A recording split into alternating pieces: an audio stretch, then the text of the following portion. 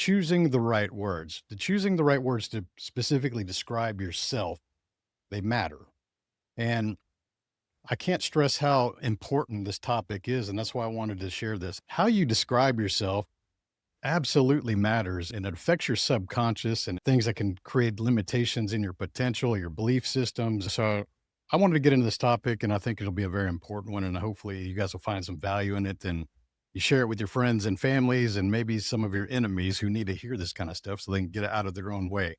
So, how many of you guys have heard the phrase, and I know you've all seen it online, comparison is the thief of joy? You know, it sounds trite. It sounds maybe inspirational. Comparison is the thief of joy.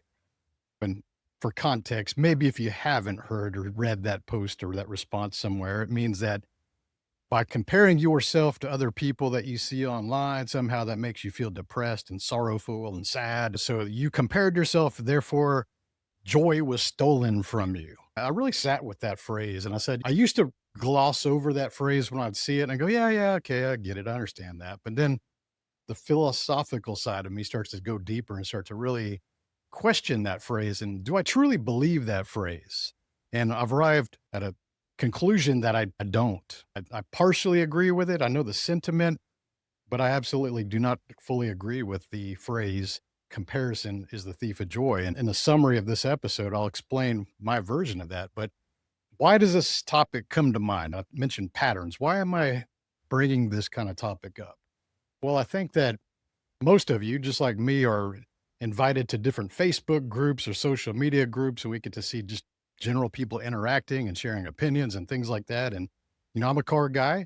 And so I get invited to groups that are maybe built on garages and fancy garages or man caves. And there's even an open group that's kind of trending right now for dads that are into cars, it appears. And it's called Dad Swag. And I get to see a lot of different perspectives from people who wouldn't necessarily be in your circle. But it's also obvious that maybe some of the people are where you used to be or where I used to be in life, different phases, different context. And so when I see some people that are using things that are toxic to themselves and limiting their belief systems and their behaviors, it kind of concerns me. And that's why I wanted to bring this episode to hope raise some awareness of maybe some of the habits you're doing, or maybe some of the friends you see are online using these kind of things. And it's really what's holding them back. One of the topics I see a pattern of is what I would call unnecessary humility. Great. It's great to be humble, right? There's no one's going to argue that. It's great to be humble.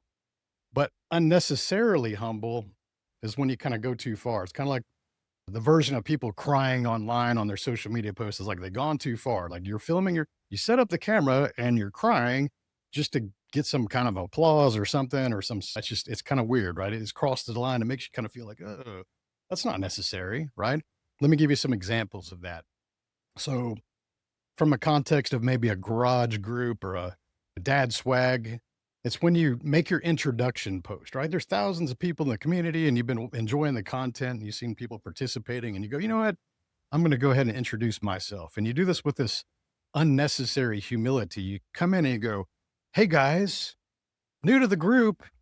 I know my garage is not as nice as all yours. And there's some really nice garages. And I know mine is not as nice, but here it is. Don't you see that there's sort of an energy shift that brings you down when you do that? Subconsciously, you're measuring yourself like, I'm not good enough. And I'm going to come in and just announce, I know it's not good enough. And let's do it with cars. Maybe you come in into an automotive group and you go, I know my car is not as expensive or fancy as others, but here it is. That's a really weak position, right? Because most of us didn't grow up with money. Most of us have had those shit boxes that you would like to call that a shit box and introduce yourself that way. But you know what the difference was? Is we actually had pride. We had pride in whatever we had. I've had some really shitty garages. I've worked on cars in apartment parking lots because that's all I had at the time. I've worked on cars and storage units because that's all I had at the time. But you know what? I never felt this is super shitty and let me introduce myself as just being less than you. And somehow that's supposed to make everybody be more welcoming to you or think higher of you. So I've had some real shitbox cars, but you know what? I was proud of those things because that's what I could afford at that time, the context. And so that's unnecessary humility and it knocks you down a notch. And it doesn't matter because Be proud of what you've achieved and at whatever level you're at, whatever level you're going to be. And I'll share a story to this, something relative. A couple weekends ago, we were in the Texas Hill Country. I was with the Dodge Viper group that we're a part of, and we're doing our cruises through the Hill Country. And we all stopped. It was a maybe an hour and a half into a cruise, looking at the beautiful bluebonnets and the flowers. And there's one gas station at the end of this thing that everybody stops at to get gas. And we all pull in. I think there's eight or nine cars with us, the Vipers, and we're all just waiting for everybody to finish their bathroom break and gas up. And there's a truck that pulls in. It's a 1980s, mid 1980s Toyota. I think it's a Tacoma, but this truck it had weathered original paint. It had the nice 1980s graphics, the stripes on the side, little surface rust here and there, but it was also lifted and had some bigger tires on it. It was a cool looking truck. It was just cool. So three of us were standing on the corner and we're looking at this truck. Oh man, that's pretty cool. You don't see those very often. It's neat to see that with the original graphics. And we're talking, and there's a younger man driving it and he's gassing up the things. He's looking at the Vipers and things like that. And as he approaches the store to go pay or maybe use the restroom himself, we say, "Hey man, that's a really cool truck." And his instant response is like, "Well, it's no Viper." And it's like, why do you have to say that? It's like, we're appreciating your vehicle regardless of what we drive. And there's no sense in that unnecessary humility. We've already acknowledged we think your truck's cool, right?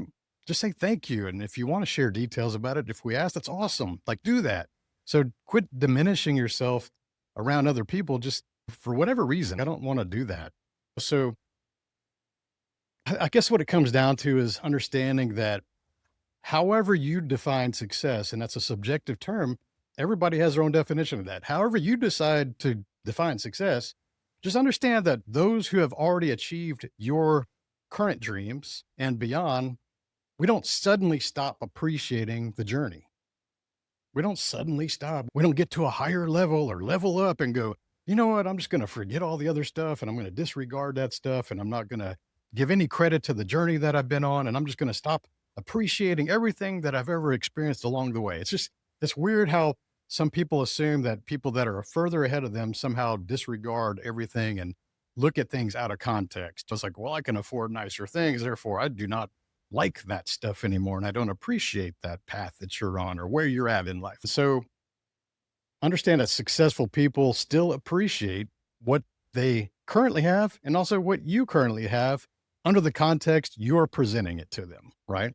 If you're proud of the thing that you're driving or the garage that you have, no matter how meager or crappy or fancy it is, understand that intelligent, logical people look at the context of how you're presenting that. And if you're proud of it, we're proud of you too, because we're like, hey, that's cool, man. Keep doing your thing. You'll get the next thing. You know, that's awesome. Look for people that encourage you, right?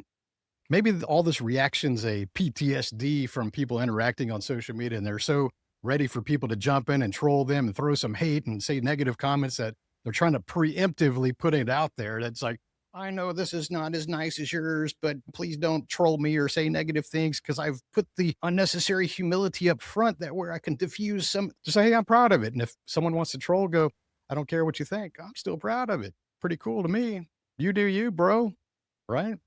We consider the income associated with your career choice as some of the vehicles or the house that you have or the vacations that you take or the people that you hang with. We look at things through the lens of context, and that's important to understand. It's not just like we forget the past.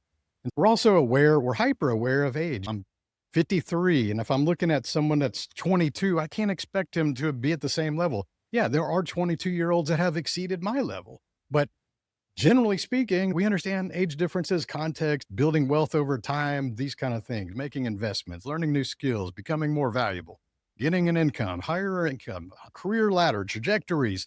We understand all these things, right? You don't have to diminish yourself. Just be you and be proud about things. And we also consider where you're from, where you live, maybe what the local economic conditions are, wherever it could be a state, it could be a city, it could be a different country. We look at things with context, right? Successful people do that. You don't have to think that they're blind to all these things. It's obvious.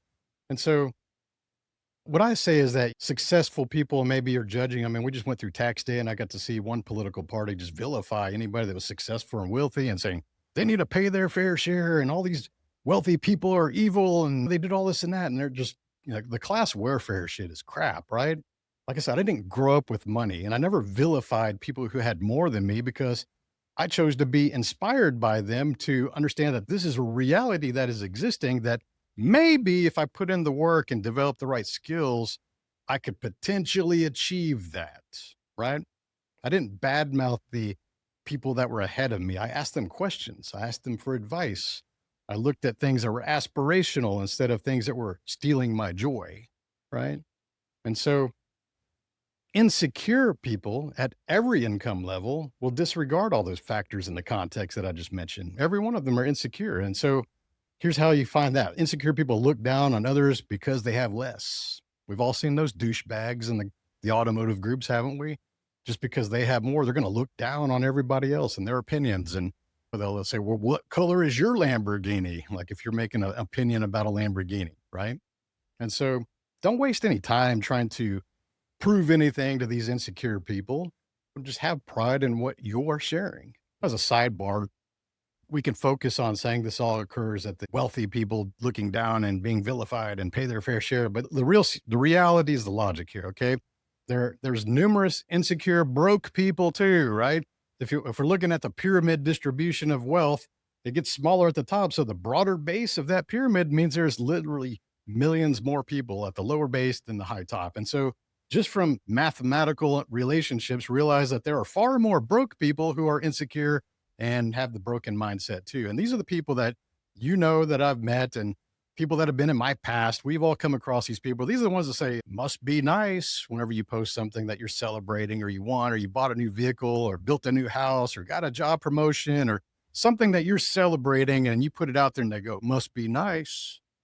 Or they roll their eyes anytime they see somebody that appears to have more than they have themselves, right? These are insecure, broke mindset people. And if you have those people around and maybe that touched a nerve and maybe that's you, maybe that's how you react to things. Maybe your subconscious needs to be reprogrammed and we need to raise your awareness of this negative habit that's really going to hold you down, right?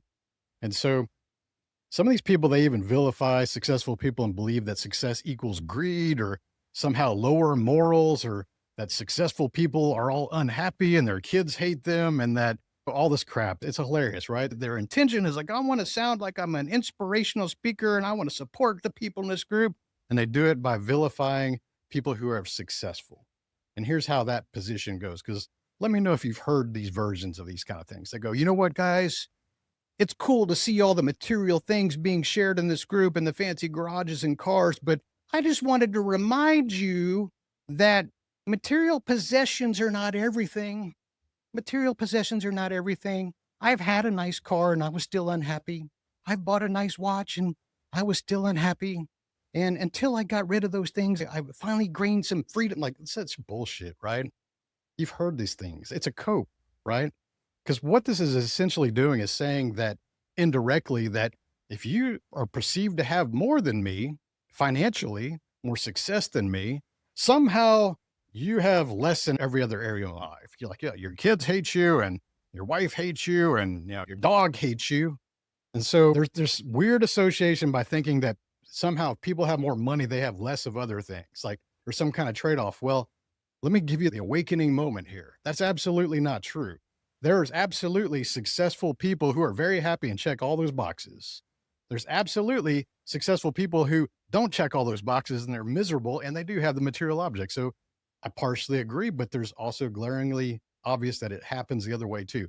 But on the other hand, there's people who do not have all the material possessions that are extremely happy and they check all those boxes too. But there's also people who do not have money who are extremely miserable and depressed and don't have any friends and can't get their shit together. And so you see how there's no correlation with money and moral values. And I hate when people throw that morality into clause. Like, if you're rich or you're successful, like you've stepped on everybody to get there. This is a broken mindset. You see, this is the awareness that I wanted to raise in this episode. It's just simply not true. Good and bad examples, they show up at every single socioeconomic status level that you can even imagine. And so quit thinking that what the other group has is somehow like we're trading off, right? Maybe you faded on your fitness. Maybe your health is out of check. You just let yourself go. And there's nothing wrong with that right now, but you got to be aware that I got to fix that.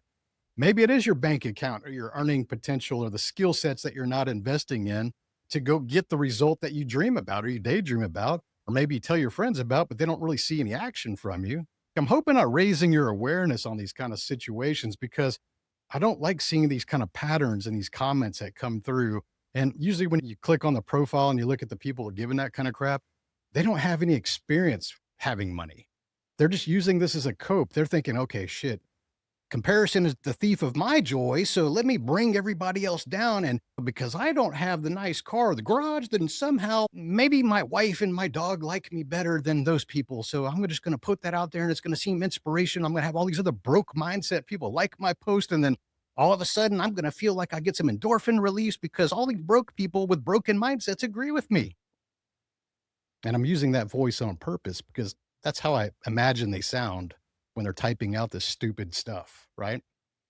And so when you vilify success, okay, this is the subconscious topic. When you vilify success, when you look at other people and your instantaneous reaction is like, ugh, ugh, oh, they did everything wrong. I have higher moral values than them. And when that's your normal reaction to this or seeing this, understand that that has been programmed into you, whether that came from your parents, the friends that you surround yourself with, the political parties you choose, the country that you live in, or personal experience and different things. But you've been programmed with this subconscious belief and reaction system that you vilify success. And so what happens is your subconscious mind starts to prevent you from having success.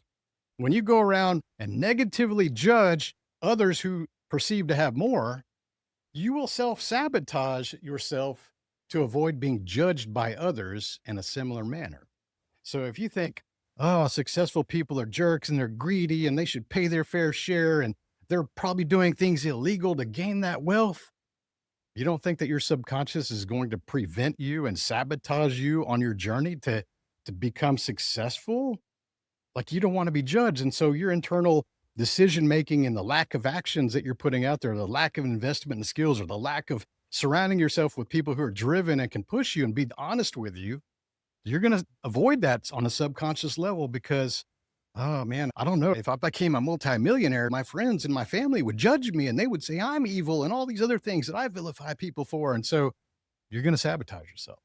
And that's why it's very important to choose the words carefully to describe yourself. Very important. Programming your subconscious. So think about this. If you can't genuinely applaud for the success of others, then success has this uncanny way of avoiding you. It's just not going to find you. Some of you may never experience your own applause because you withhold your own applause for other people. If you can't clap for when other people's are winning, you're not going to get any applaud and you're probably not going to be winning. If you need evidence of that, you probably thought of some names so far in this episode about people who react that way or people you know that believe those kind of things. Ask yourself real serious questions. Have they achieved anything in life? Have they done anything last year, last 5 years, last 10 years? They still stuck in the same situation. They got the same excuses. They're always looking for validation excuses. It's always some sort of drama that they're posting online. They're always distracted, but they tell you in private they got these big dreams and they want to accomplish things and they're just not doing shit, right? You know those people. We all know people like that. So if you truly want to be more successful, again, however you define success, it's not purely on financial results. You define that. If you truly want to be successful, then your reaction to seeing success needs to be a positive reaction, not a negative one. Evidence of success should motivate you. You should enjoy seeing others work hard to achieve their results. You know, why? Because seeing others achieve things may inspire a belief in you that it's also possible for you, right? Wouldn't you like to have that belief? How miserable would you be to have just no belief system then and thinking that it will never go your way and that something's always holding you back? That's a miserable belief system that you choose willingly to have. And so very few things are actually impossible. Very few things are actually impossible. We just tend to let our limited beliefs and our excuses get in the way. So let's revisit those Facebook groups. Many times in these groups, people ask for career advice or business advice. And some good answers, not all. Some people respond with some good answers, but not all of them by far. I would say the majority of them are not good answers. Usually they're advice from people who have not achieved the question that you're asking advice on, right? And so you have to think about these things and how they're common excuses, right? Sometimes you give them good advice, and the person that asked the question will respond to your advice with an excuse, common excuses. I've used some of these. Maybe you use some of these. Number one, I don't have time. I don't have time. That is the number one excuse. I've been executive coaching and doing this stuff for over 10 years now. The number one excuse when I come across people are having no opening conversations with about why they're not pursuing their goals or putting in the actions is I don't have time. And you know what my number one response to that response is? I say, pull out your phone, show me your calendar. Show me I've never met anybody that's successful that just does not have time. They all manage their time with a calendar and they know what they're doing every minute of the day, every day of the week, months in advance, 6 months in advance, a year in advance. They plan these things out. So the reason that most people do not have time is because they're not managing their time. Now you're saying, well, Tony, I have a full-time job. Yeah, I had a full-time job. I started a company, made millions of dollars doing that in my spare time, right? What are you doing between 5 and 9 p.m.?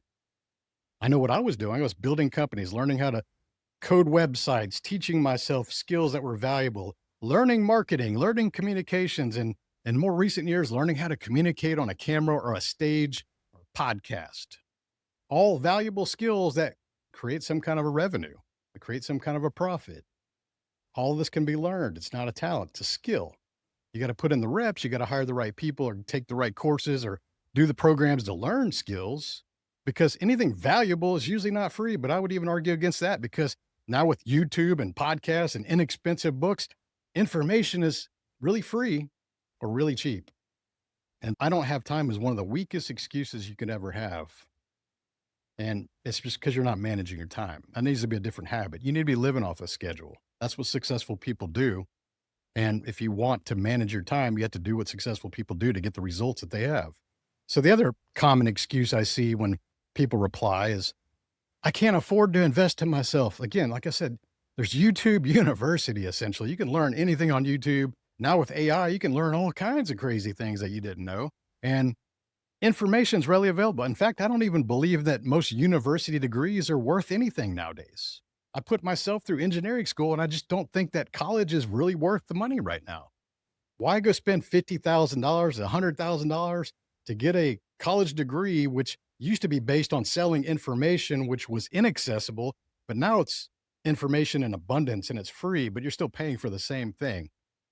Go learn that. If you're really into that thing, go learn that thing. There's very few professions that require a very specific degree.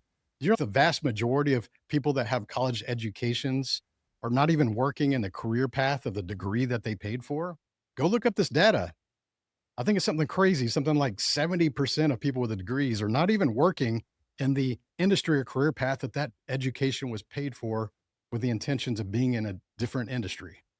And so we don't really value the information like we do. It's readily accessible, it becomes lower value, and people just, for whatever reason, seem to disregard it and move on and don't use it anymore. They don't want to learn these skills, right?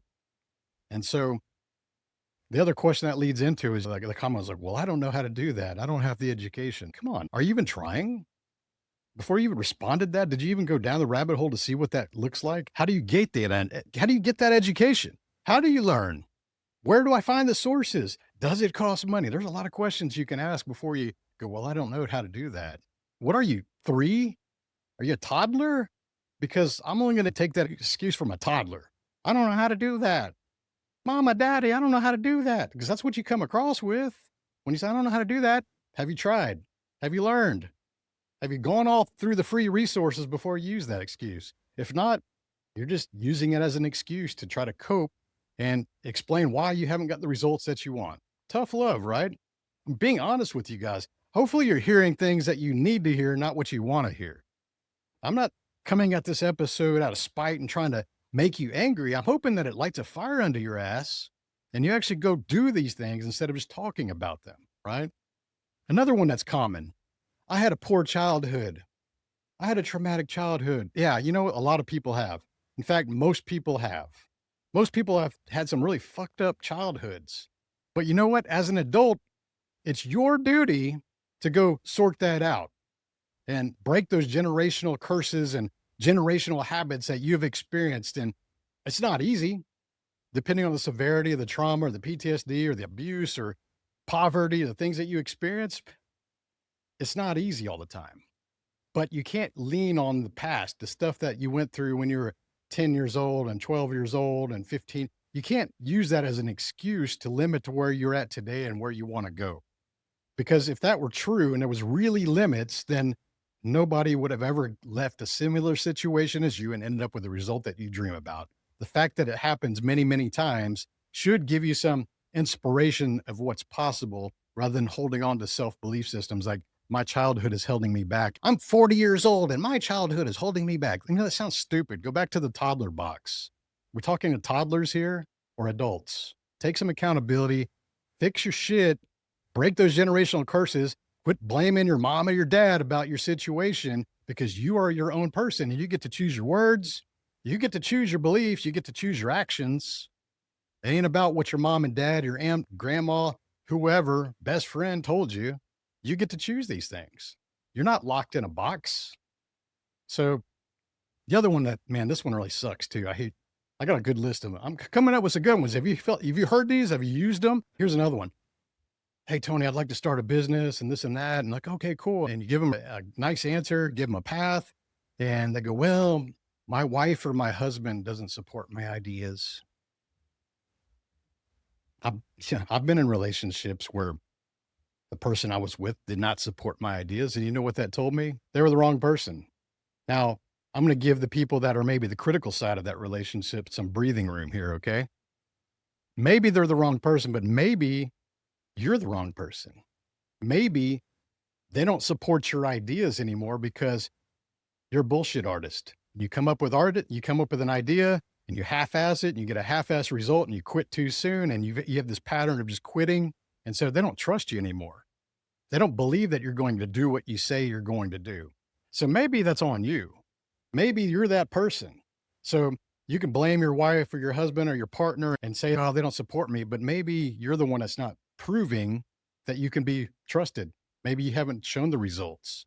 Maybe you need to go demonstrate the results and suddenly you might see that they support your results. Don't you think that if you changed your lifestyle and made things a little bit better for you and your family, and you've shown consistent results over years, and you're ethical, and you're doing things for the right reasons, and you're creating some real impact, you're solving some real problems that get compensated some higher value, don't you think that they're going to start trusting your ideas because you have a legacy of doing that and doing what you say?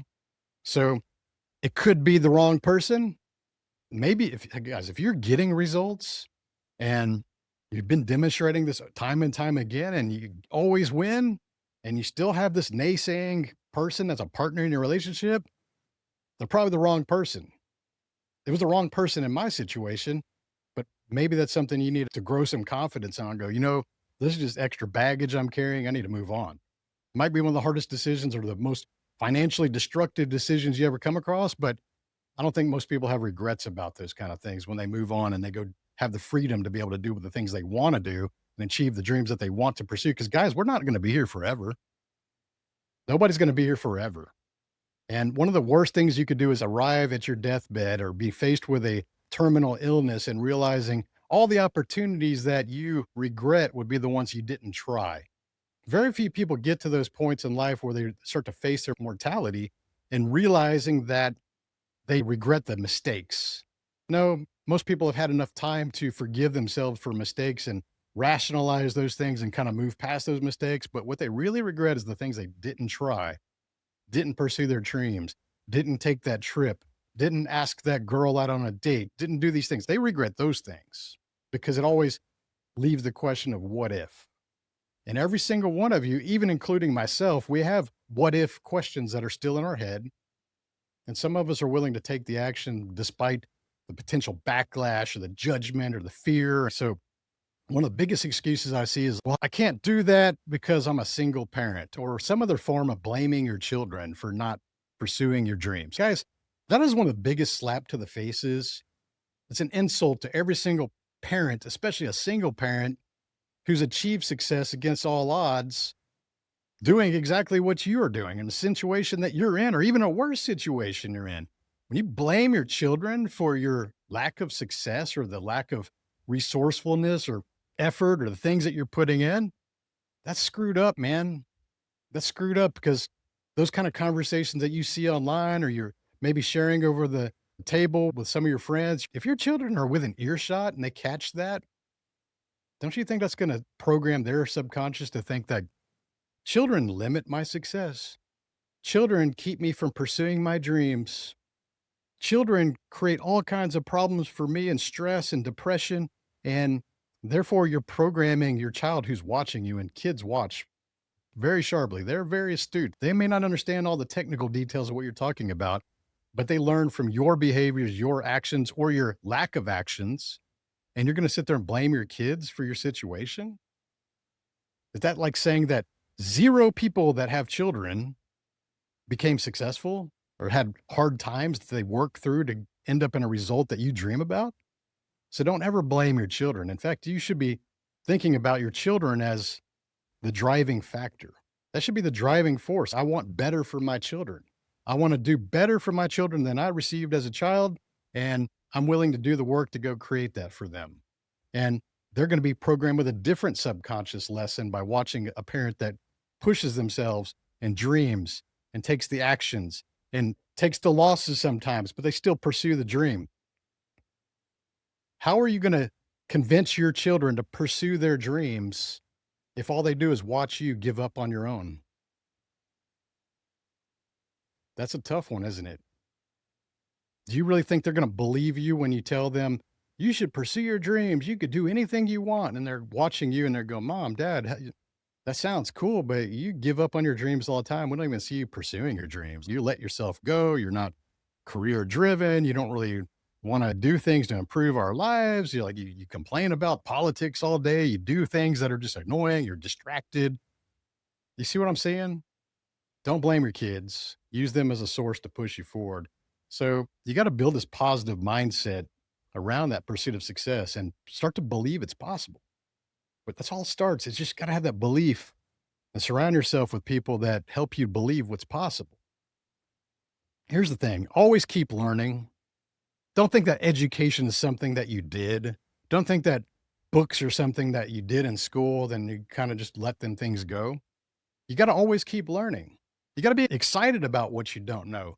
Too many of you guys are living in fear day to day and you want steady this and predictable this, and you're always fearful of things. And you're not willing to trade what you have to have what you want, right? You got this death grip on things that you have, but you're not willing to trade even a little bit of that risk to go after what you want.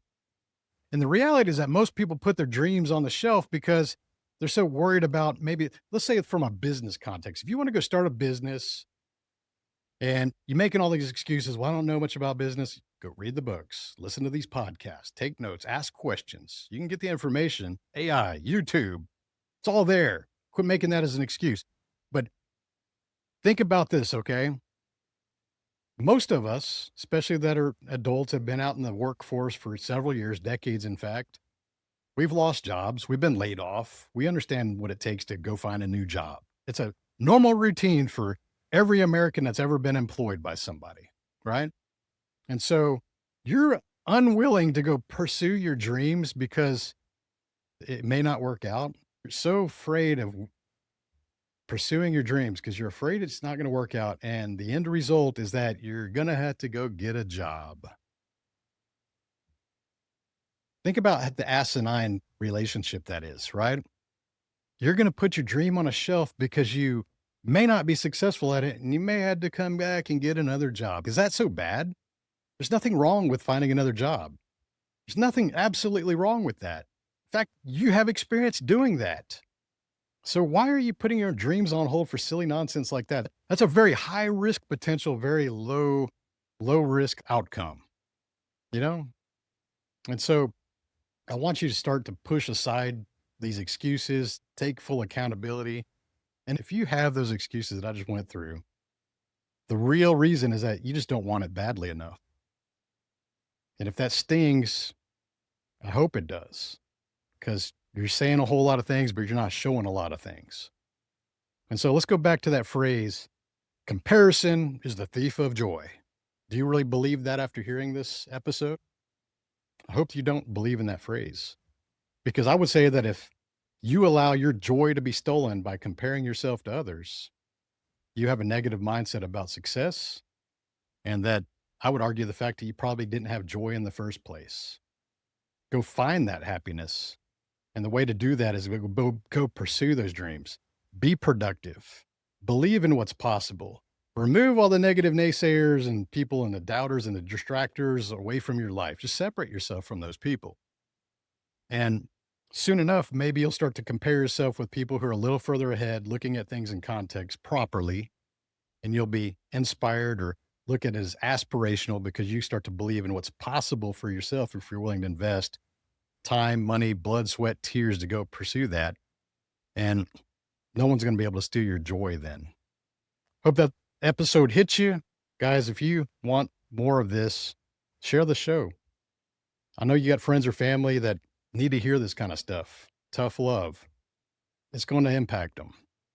I had these conversations with people long, long ago, and it impacted me. And so I hope you got something from this, and I appreciate you guys hanging out and participating in the comments. But with that, we will see you on the next episode. Thank you.